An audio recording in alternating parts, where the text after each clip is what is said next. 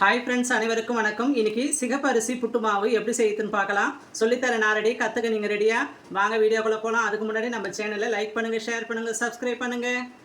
சிகப்பரிசி புட்டு மாவுன்னு கடைகளில் கிடைக்கும், அதை வாங்கிட்டு வாங்க. தேவையான அளவுக்கு ஒரு பவுலில் எடுத்துக்கோங்க. நான் இந்த அளவுக்கு எடுக்கிறேன். ஒரு பாத்திரத்தில் மாற்றிக்கலாம். சூடான தண்ணி காய்ச்சிக்குங்க. எல்லா சைடும் படுற மாதிரி தண்ணி விட்டு கலந்துக்குங்க. நல்லா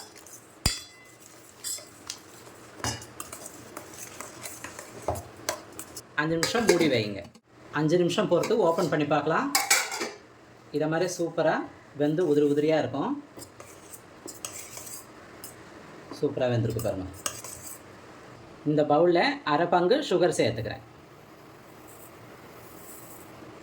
துருவிய தேங்காய் சேர்த்துக்கிறேன். தட்டிய ஏலக்காய் கொஞ்சம் சேர்த்துக்கிறேன். நெய், முந்திரி பருப்பு சேர்த்துக்கிறேன். நல்லா கலந்துக்கலாம். உங்களுக்கு ஒயிட் சுகர் வேண்டாம்னா நாட்டு சர்க்கரையை சேர்த்துக்குங்க, ஹெல்த்தியாக இருக்கும். அவ்வளோதாங்க, சூப்பரான சிகப்பரிசி புட்டு ரெடி. நீங்களும் வீட்டில் ட்ரை பண்ணி பாருங்கள். அடுத்த வீடியோவில் சந்திப்போம். பாய்.